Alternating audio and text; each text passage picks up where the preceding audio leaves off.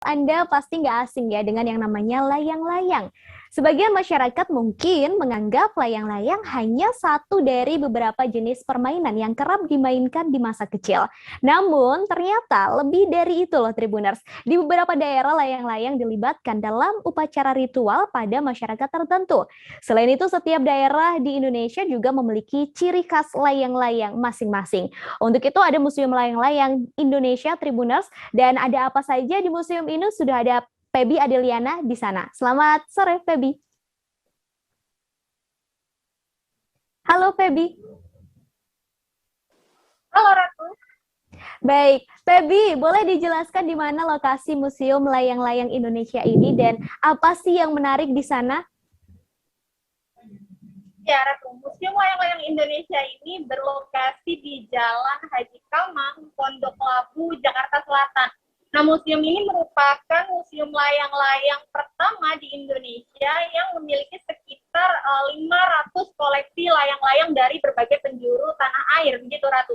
Nah, museum ini sebenarnya didirikan oleh seorang pakar kecantikan bernama Endang W. Puspoyo, di mana diresmikan pada tahun 2003 yang memang atas dasar kecintaan Endang kepada layang-layang, kala itu akhirnya membuat dia meninggalkan dunia kecantikan dan berfokus untuk memperkenalkan layang-layang ke berbagai penjuru dunia, begitu Ratu. Salah satunya adalah lewat Museum Layang-Layang Indonesia ini.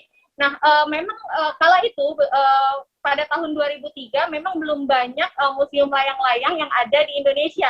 Nah, mengutip dari informasi Kepala Museum Layang-Layang Indonesia yang juga merupakan anak dari Endang W. Puspoyo sendiri, bernama Radityo Puspoyo, menyebut bahwa kala itu hanya ada beberapa museum layang-layang di Asia. Nah, setelah Jepang, Indonesia lah yang memiliki museum layang-layang. Nah, makanya dia bilang bahwa museum layang-layang ini merupakan yang pertama di Indonesia, begitu Ratu. Hmm. Baik, tadi disebutkan oleh Feby ada sekitar 500 koleksi layang-layang yang ada di museum ini. Nah, boleh disebutkan untuk daerahnya dari mana saja layang-layang ini yang ditampilkan di sana, Feby? Ya, Ratu, memang ada sebanyak 500 koleksi layang-layang yang dimiliki di museum ini. Namun dari 500 koleksi tersebut tidak semuanya dipajang dalam waktu yang bersamaan, begitu Ratu.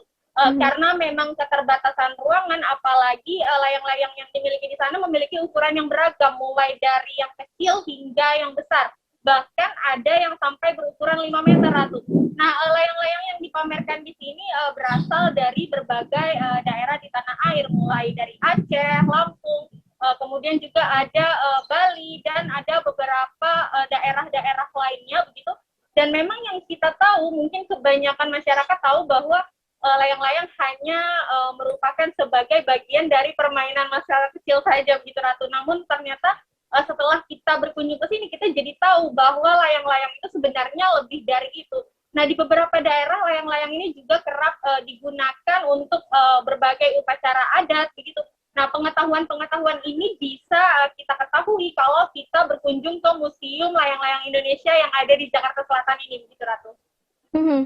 Kemudian Feby, ini tadi saya melihat video yang tadi juga mungkin sudah dilihat oleh Tribuners begitu ya. Ada beberapa anak-anak juga, sepertinya anak-anak TK begitu yang masih kecil-kecil bermain juga di sana, kemudian membawa layang-layang. Apakah memang ada kegiatan khusus begitu untuk anak-anak yang datang ke sana? Iya, betul. Memang Museum Layang-Layang Indonesia ini menawarkan beberapa kegiatan, tak hanya mengetahui sejarah dan juga mengenal tentang berbagai jenis layang-layang dari beberapa daerah, melainkan juga ada aktivitas-aktivitas yang mungkin menyenangkan bagi anak-anak, begitu.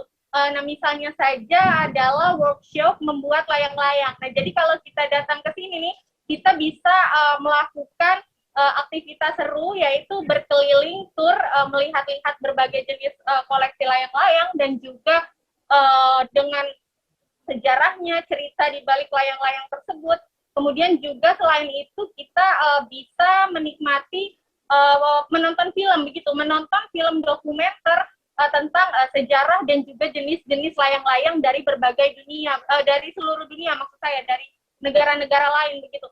Nah, setelah menonton film dokumenter tersebut, kita juga nanti diajak untuk workshop layang-layang, yaitu membuat layang-layang sendiri. Jadi kita akan diajari bagaimana sih cara membuat layang-layang dan kemudian juga menerbangkannya. Nah, jadi pihak pengelola museum sendiri menyediakan begitu berbagai alat yang dibutuhkan, mulai dari kerangka bambu hingga bahan dasar kertas atau bahan pembuat layang-layang tersebut, dan kita bisa praktik secara langsung nih membuat layang-layang seperti apa di museum layang-layang itu gitu.